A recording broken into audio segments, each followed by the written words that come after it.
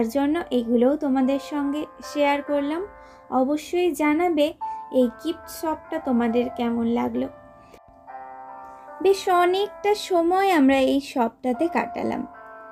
এখন ট্রেনের সময় হয়ে গেছে, তাই ট্রেনের জন্য আমাদের এখান থেকে বেরিয়ে পড়তে হবে। আজকে দুপুরে আমরা লাঞ্চ কি খাবো সেটা কিন্তু আমরা ল্যান্ডোনোর সেই যে তোমাদের বাঙালি রেস্টুরেন্টটা দেখিয়েছিলাম সেখান থেকেই প্যাক করে নিয়েছি। আমরা প্ল্যান করে নিয়েছি যদি আমাদের হাতে সময় থাকে আর ওয়েদার যদি সাথ দেয় আজকে আমাদের, তাহলে আমরা লেক ট্রিপটাও করে ফেলবো। তো তার জন্যই আমরা প্ল্যান করেই রেখেছি যে আজকের দুপুরের লাঞ্চটা আমরা একদম ওখানে গিয়ে একদমই সময় নষ্ট না করে ওখানেই সেরে ফেলবো, কারণ আমাদের হাতে খুব কম সময়। বিকেল 3টের সময় কিন্তু আমাদের বাস আবার আমাদের বাড়ির দিকে রওনা দেবে, ফিরে আসতে হবে আমাদের। তাই বিকেল 3টের সময় আমাদের বাসে উঠে পড়তে হবে। আর কিছু মাত্রই সময় আছে, যেহেতু আমাদের আসতে অনেকটা এখানে লেট হয়ে গেছে। প্রায় 11টার সময় আমরা এখানে এসেছি, আর 12টা সাড়ে 12টায় আমাদের এই ট্রেন ট্রিপটা হচ্ছে, তো অনেকটা সময় চলে গেছে। ট্রেনটা এখান থেকে ওখানে নিয়ে যাবে, মানে স্নোডোনিয়া মাউন্টেনে নিয়ে যাবে, আর মাউন্টেন থেকে আবার একই জায়গায় মানে স্টেশনে নিয়ে আসবে। প্রায় 2 ঘন্টা সময় লেগে যাবে। আর তারপরে হাতে যদি সময় থাকে আমরা অবশ্যই লেক ট্রিপটা করে নেব। তো আমরা এখন স্টিম ট্রেনে করে চলেছি মাউন্টেনের উদ্দেশ্যে। যাওয়ার পথে কত রকমের গাছ, কত পশু পাখি, কত ঝর্ণা, কত সুন্দর সুন্দর ফুল, কত নদী দেখতে দেখতে আমরা চলেছি মাউন্টেনের উদ্দেশ্যে। তবে একটা কথাই যেটা খারাপ লাগছে, যে পুরো মাউন্টেনের ওপরে আমাদের নিয়ে যাবে না, যেহেতু মাউন্টেনের রাস্তা ভালো নয়, কাজ হচ্ছে, তার কারণেই মাউন্টেনের হাফ আমাদের ওঠাবে আর উঠিয়ে এই জায়গাটিতেই আমাদের ঘুরিয়ে ভালো করে দেখাবে। দেখানোর পর আমাদের আবার ফিরিয়ে নিয়ে চলে আসবে আমাদের গন্তব্যস্থানে। তোমাদের সঙ্গে আগেই শেয়ার করেছিলাম যে স্নোডোনিয়ার ওয়েদার যথেষ্ট বাজে, বৃষ্টি হচ্ছে শোনা যাচ্ছে। তো আমার এটাই ভয় ছিল যে বৃষ্টি না চলে আসে, খুব ভয় লাগছিল। আর বৃষ্টি এসে গেলে কিন্তু আমাদের ঘোরাটা একেবারেই খুবই খারাপ হতে চলেছে। তো এই ভয় নিয়েই যাচ্ছিলাম চারিদিকে দেখতে দেখতে। গুট্টু আর বাবান প্রচণ্ড টায়ার্ড, ওরা তো আসতেই চাইছিল না। তবে কিছু আর করার নেই, জায়গাটিতে আসবো কিন্তু জায়গাটি না ঘুরেই চলে যাব, এটা সত্যি। এর মতো কষ্টকর আর কিছু হয়তো হতেই পারে না। আর আমি যত উপরের দিকে উঠছিলাম ততই যেন মনে হচ্ছিল এত সুন্দর প্রাকৃতিক দৃশ্য, এত সুন্দরভাবে এই পৃথিবী সেজে উঠেছে, যেটা দেখলে সত্যি অবাক হতে হয়। আর এই জায়গাটিতে যদি সূর্যের আলো থাকতো না, তাহলে যে আরও কত সুন্দর হয়ে উঠতো এই জায়গাটি, সত্যি ভাবলে এক একবার অবাক লাগে। তবে এই জায়গাটিতে যারা আসে বেশিরভাগ মানুষই ট্রেকিং করে আসে এবং এই জায়গাটির আনন্দ উপভোগ করে।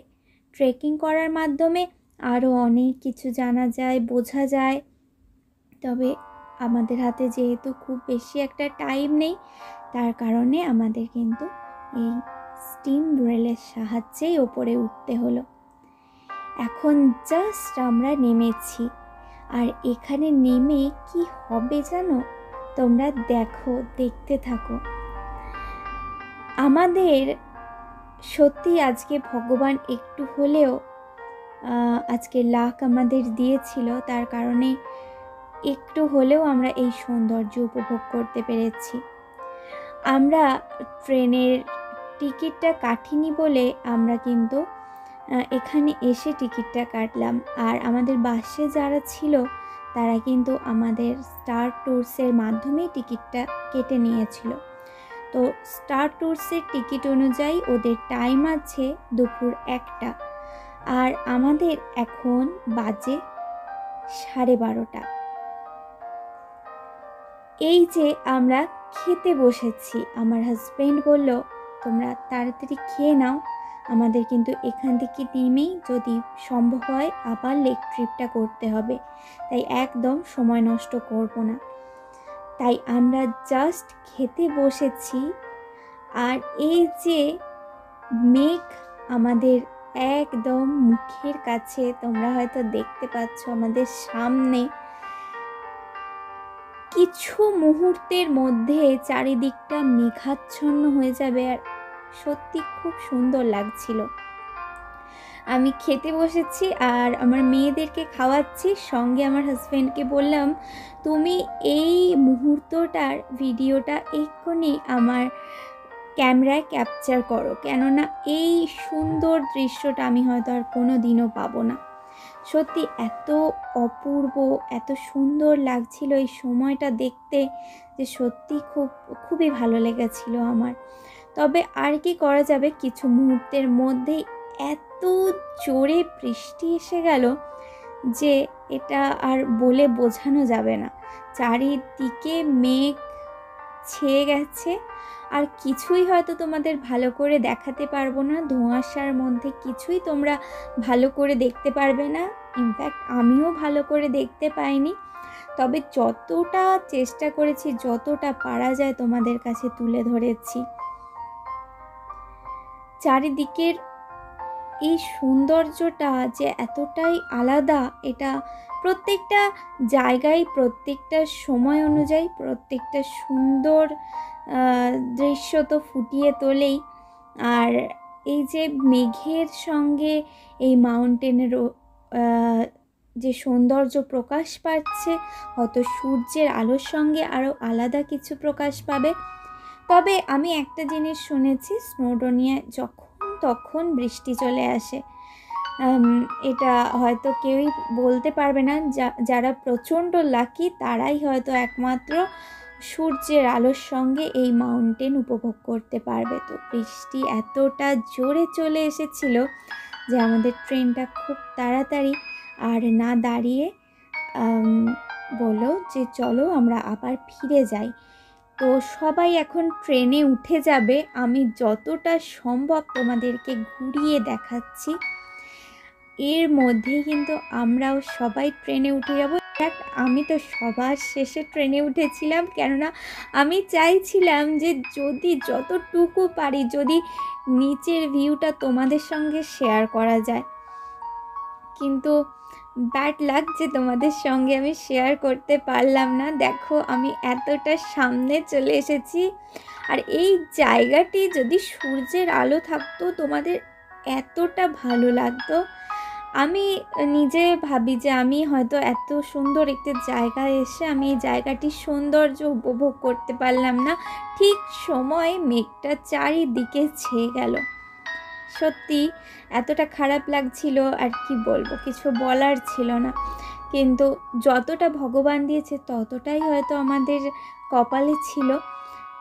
আমাদের পরে যারা এলেন তারা কিন্তু কিচ্ছু উপভোগ করতে পারলো না, তারা শুধুমাত্র বৃষ্টি পেয়েছে, তাদের জন্য আমার খুবই খারাপ লাগছিল।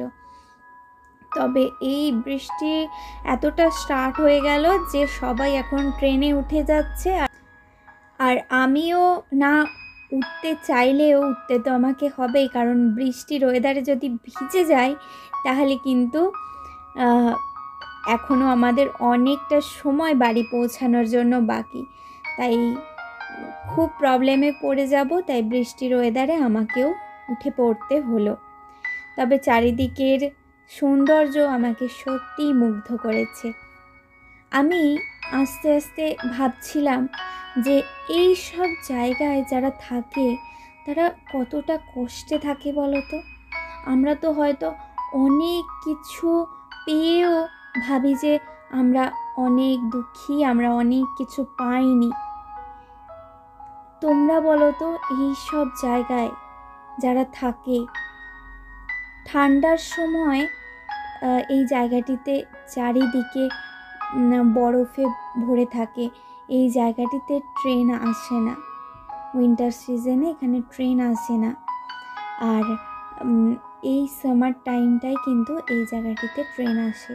আমি অনেক দূর থেকে দেখছিলাম স্কুল, ছোট ছোট বাড়ি, সেই স্কুলে অনেক বাচ্চারা পড়তেও এসেছে। হয়তো তোমাদের সাথে শেয়ার করতে পারিনি, কারণ অনেকটা দূরে ছিল তো। আর আমি হয়তো তোমাদেরকে আমার ক্যামেরায় ক্যাপচার করে দেখাতে পারিনি, কিন্তু আমরা ট্রেনে বসে দেখতে পাচ্ছিলাম যে ওই দূরে বাচ্চাগুলো পড়তে এসেছে। তাদের কতটা কষ্টের জীবন বলো তো। ভগবানের কাছে আমরা অনেক কৃতজ্ঞ যে ভগবান আমাদের একটি সুস্থ স্বাভাবিক জীবনে বাঁচিয়ে রেখেছে। যাই হোক, আমাদের সঙ্গে যে আঙ্কেল আর আন্টিরা ছিলেন, ওরা ওইখান পর্যন্তই গেলেন। ওখান থেকে কিন্তু ওরা ট্রেকিং করে নিচে নেমে যাবে। তো আমি একবার অবাক হয়েছিলাম যে ওনারা তো যথেষ্ট বয়স্ক, তো ওনারা কীভাবে এরকমভাবে ট্রেকিং করার মাধ্যমে নিচে নামতে পারেন। আর এখন যেহেতু চারিদিকে এতটাই ক্লাউডি, তো আমার ওনাদের জন্য ভীষণ ভয়ও লাগছিল। তবে কিছু করার নেই, যে যেমনভাবে বোঝে। যাই হোক, আজকের ব্লগটা কিন্তু আমি এখানেই এন্ড করব। আজকের ব্লগটা তোমাদের কেমন লাগলো সেটা অবশ্যই জানাবে। এই পাহাড় আর মাউন্টেনের মধ্যে দিয়ে আমাদের এই জার্নি তোমাদের কেমন লাগলো সেটা অবশ্যই আমাকে কমেন্ট করে জানাবে। নেক্সট ব্লগে তোমাদের সঙ্গে শেয়ার করব স্নোডোনিয়া লেক। আশা করি আজকের ব্লগটা তোমাদের ভালো লাগলো। যদি ভালো লাগে, আমার পাশে থেকে আমাকে সাপোর্ট করো। আরও অনেক নতুন নতুন ব্লগ নিয়ে তোমাদের কাছে আমি আসব, আর আরও অনেক ভালো ভালো জায়গা তোমাদের কাছে আমি তুলে ধরব। আশা করি আমার এই জার্নি ব্লগগুলো তোমাদের ভালো লাগবে। আবারও বলছি, যদি ভালো লাগে প্লিজ আমাকে কমেন্ট করে জানিও, কারণ তোমাদের কমেন্ট আমার মনে শক্তি যোগায়। আরও মনে হয় আরও অনেক ভালো ভালো ব্লগ তোমাদের কাছে নিয়ে আসি। আর সত্যি বলতে আমার নিজেরও ভীষণ ভালো লাগে তোমাদের সঙ্গে কথা বলতে, তোমাদের সঙ্গে আড্ডা দিতে, আর তোমাদের আরও নতুন নতুন জায়গা শেয়ার করতে। দেখো কত সুন্দর একটি ঝর্ণা বয়ে চলেছে পাহাড়ের ওপর থেকে। যাই হোক, আমরা এখন একদম ট্রেনের সামনেই বসেছিলাম, তাই ট্রেনটাও তোমাদের সঙ্গে শেয়ার করে দিলাম। তোমাদের সাথে গল্প করতে করতে কখন যে স্টেশনে এসে পৌঁছে গেলাম সেটা বুঝতেই পারলাম না। আশা করি ব্লগটা তোমাদের ভালো লাগলো। দুপুর 2টোর মধ্যেই আমরা চলে এলাম স্টেশনে। আজকের ব্লগটা এখানেই এন্ড করলাম। আশা করি আজকের ব্লগটা তোমাদের সবার ভালো লাগলো। আবার নতুন ব্লগ নিয়ে খুব তাড়াতাড়ি চলে আসব। ততদিনে তোমরা সবাই অনেক ভালো থেকো এবং সুস্থ থেকো।